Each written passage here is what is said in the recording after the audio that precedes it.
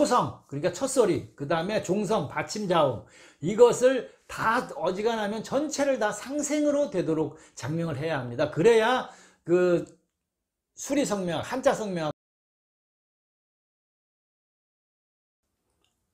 안녕하십니까. 자, 이번 시간에는 내용이 조금 길어질 수도 있고, 이 장명과 관련이 없으신 분들은 영상 내용이 흥미가 없기 때문에 뭐 안 보실 수도 있겠는데, 천천히 좀 여러분들과 함께 시간을 마련해 보겠습니다. 자, 많은 분들이 이제 장명을 진행을 하고 유튜브 영상도 보시다 보니까 선생님은 이 장명 방법이 다른 사람들하고는 좀 다르다, 이렇게 다른 것 같은데 장명 방법을 어떻게 하시는지 인터넷상으로도 좀 알고 싶습니다, 이렇게 이야기를 하시는 분들이 있어서 오늘 여러분들과 함께 하겠습니다. 저의 이야기와 저의 장명 방법이 되겠습니다. 여러분들이 신청하셨을 때 어떻게 하는지 말씀을 드려보도록 하겠습니다. 자, 저는 처음부터 장명을 한 게 아니고 늘상 제가 유튜브 처음 만들 때도 이야기를 했습니다만은 대학교 2학년 정도 때 이 몸이 상당히 안 좋고 아프고 뭐 신체가 좀 그런 문제가 생겨서 이 부모님, 어머님께서 이제 유명하신 무당분한테 갔는데 이제 결국 똑같은 얘기가 나온 거죠. 할머니, 제 외할머니가, 저 증조 외할머니죠. 증조 외할머니가 제 머리를 자꾸 쓰다듬고 있어서 어깨에 손으로 올려놔서 제가 몸도 아프고 그래서 무당이 되어야 한다. 그래서 내 제자를 해라. 대학교 2학년 때입니다.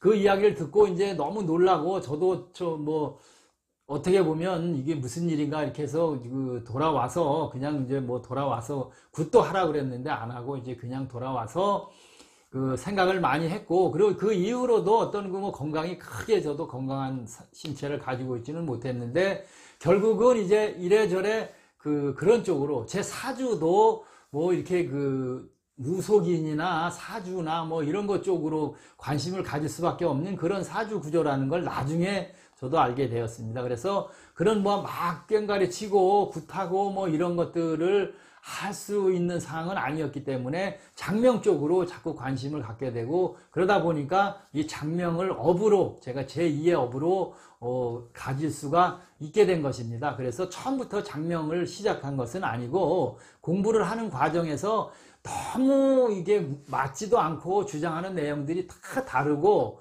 성명학적인 무슨 성명학도 여러 종류가 있고, 그래서 그 과정, 그러니까 제가 공부를 하는 그런 과정을 지내다가 지적재산권협회나 또 혹은 지식인에서도 계속 문제가 생겨서 답변 글이 차단되고 이런 문제가 생겨서 싸움도 많이 이렇게 하게 되는 그런 과정.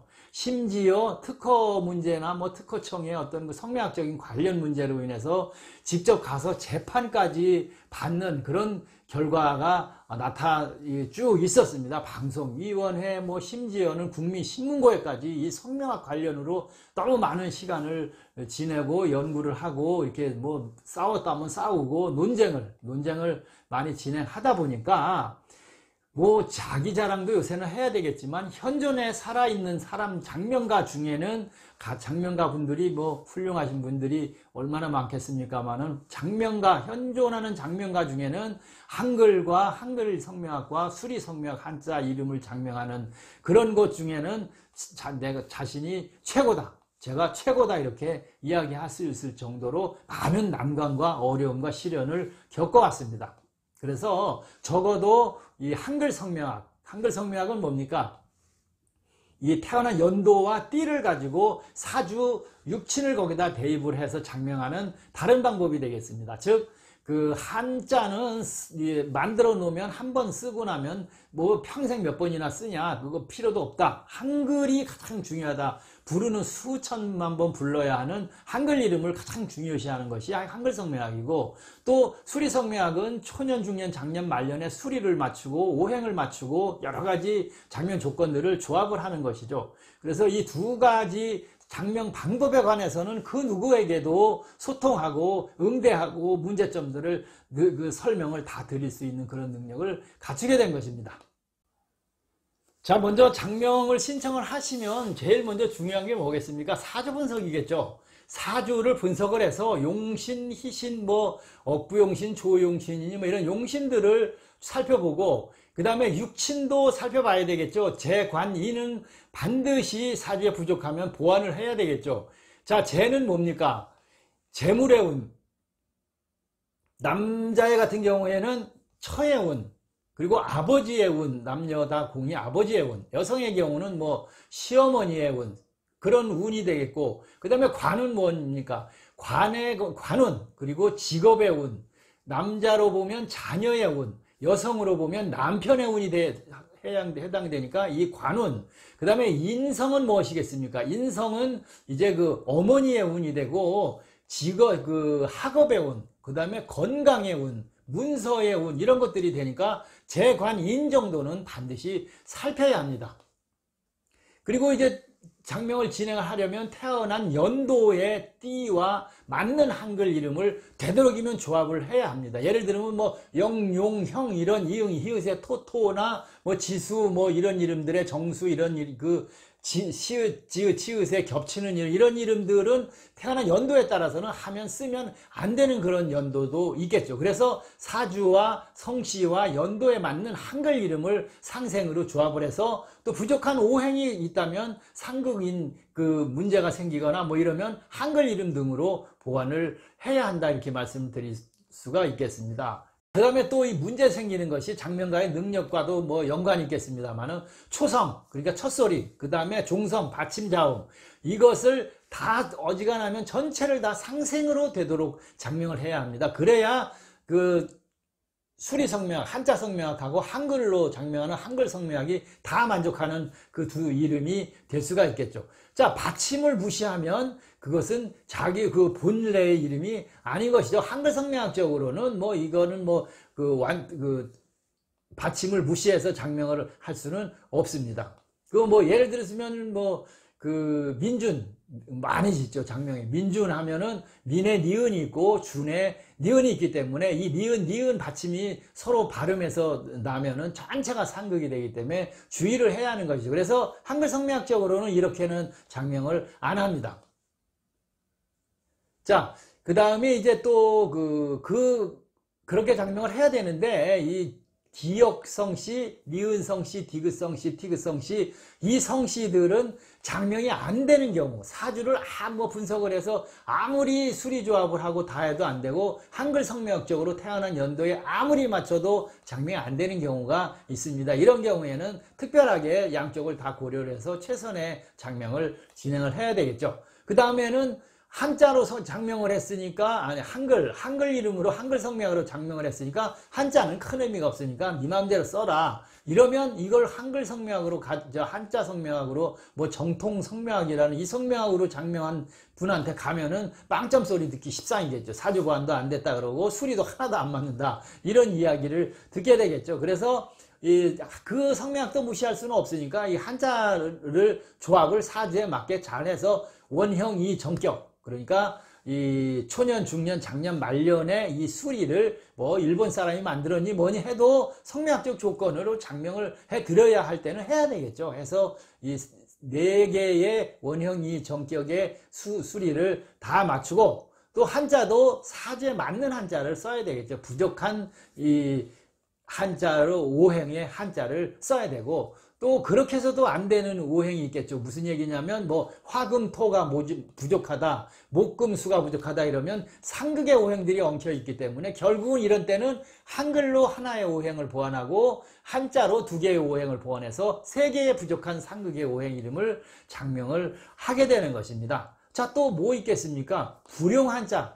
굉장히 논란도 많고 멀쩡히 좋은 한자도 다 불용 한자다 그래서 장명 잘 해드렸는데 괜히 그 자녀들 운세만 깎는 경우가 생기는 거죠. 여기저기 물어보니까 이 사람은 불용 한자다, 저 사람은 아니다, 뭐 이렇게 이야기하는데, 이 불용 한자는 되도록이면 그래도 남들이 다 불용 한자다고 하는 한자는 빼야 되겠죠. 그렇지만 뭐 유명하신 그 저명하신 분들 뭐 유튜브나 아니면 이 블로그 이런 데 가서 봤을 때 불용 한자에 들어가지 않는 경우, 이 세네 분 모두가 다 이건 불용 한자입니다 하지 않는 한자들은 크게 신경 안 써도 된다.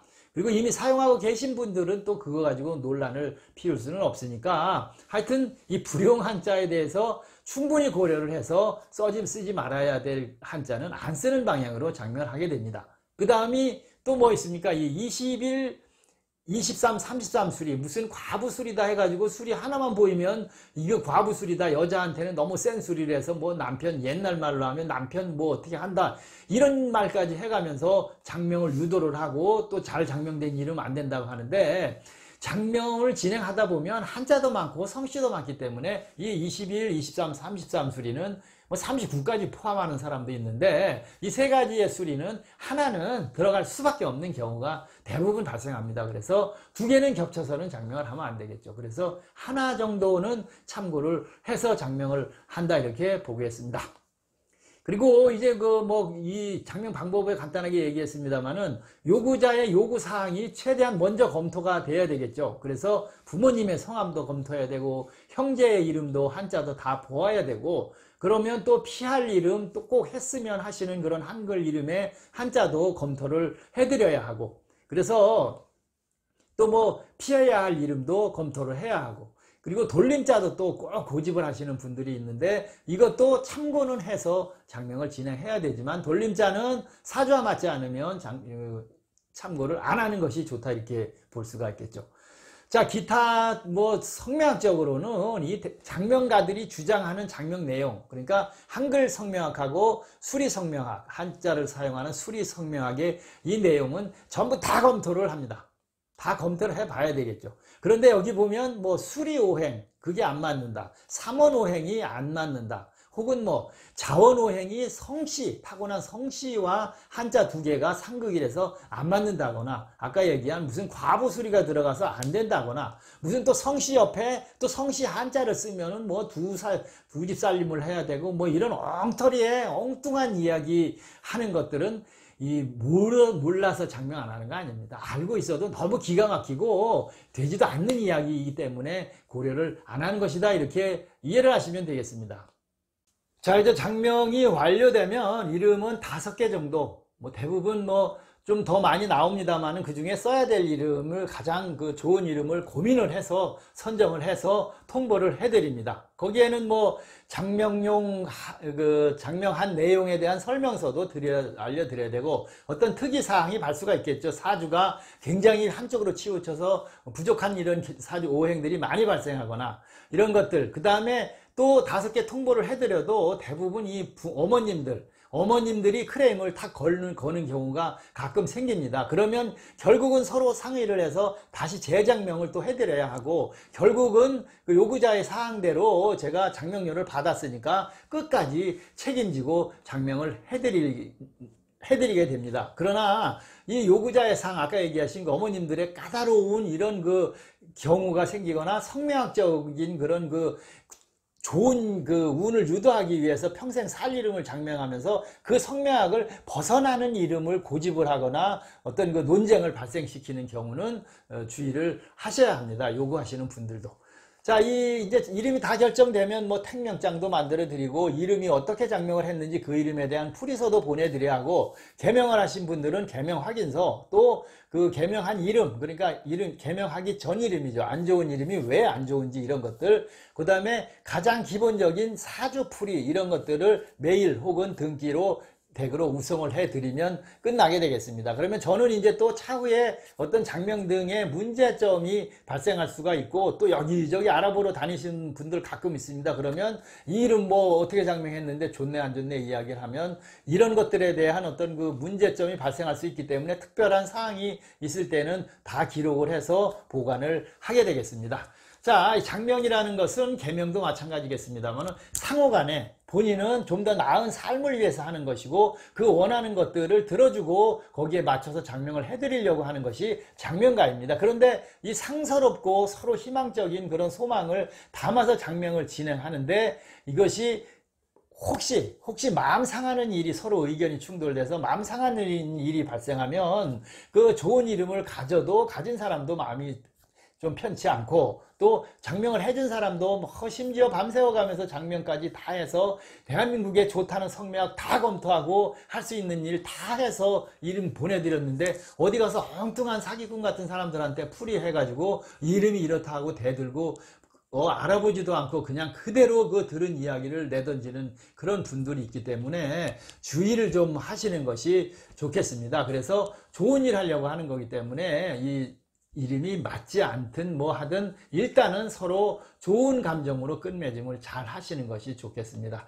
자, 여러분들 마음 상하지 않도록 장명 여러분들을 위해서 한글 성명학 그리고 이 수리 성명학 한자로 하는 그 장명에 관해서는 뭐 그 대한민국에서 순위 뽑으라고 하면 맨 앞에 가서 설 자신이 있으니까 여러분들 크게 제가 장명해 드린 거에 대해서는 문제 삼지 않으셔도 되고 여기저기 안 돌아다니셔도 될 만큼의 장명을 해 드린다 이렇게 말씀을 드리겠습니다. 자, 장명이 뭐 좀 다르다 이렇게 하는데 크게 다른 것은 없습니다. 저는 한글 성명학을 검토를 한다 이렇게 이해를 하시면 되고 받침 자음 종성에 있는 받침도 참고를 한다. 물론 모음도 다 고려를 해서 장명을 하는 것이 맞습니다만은 모음은 오행 주장이 또 다르고 오행이 너무 많아지다 보면 장명의 의미가 전혀 없게 됩니다. 그래서 그런 거에 대해서도 문제가 있고 또 그 한글 그러니까 운해본, 해래본 뭐 이걸로 인해서 뭐 세종대왕님이 만들어 놓은 오행이 이응 히읗은 수고 미음 비읍이 토다 이렇게 주장을 가끔 하시는 분들이 있는데 그거를 그렇게 해서 바꾼다 그래서 어떤 뭐 지금 이런 문제점들이나 좋은 이름이 그 좋은 이름으로 다 바뀌는 것도 아니고 수십 년 동안 이응 히읗을 좋은 이름으로 장명하고 돈 주고 서로 좋은 이름이라고 사용하고 계신 분들은 다 나쁜 이름이 돼야 되는 이런 상황이 발생하기 때문에 참고하지 않습니다. 장명가의 99.9%는 오행을 이응 히읗을 토로 미음 비읍을 비읍 피읍을 수로 장명한다. 요거 반드시 알고 계시기 바라겠습니다. 뭐 만약에 그것들이 장명가 대한민국의 수만 명 장명가들이 모여서 그 미음 비읍 피읍을 앞으로는 토로 하고 이응 히읗은 앞으로 수로 합니다 하고 어떤 결정이 내려져서 뭐 발표가 된다면 그때부터는 그걸 바꿔서 어떻게 해보겠습니다만 지금은 아니다 이렇게 말씀을 드리겠습니다. 자, 현운 영리원입니다. 저희 장명소의 장명 방법에 관해서 오늘 여러분들과 함께 시간을 마련해 봤습니다.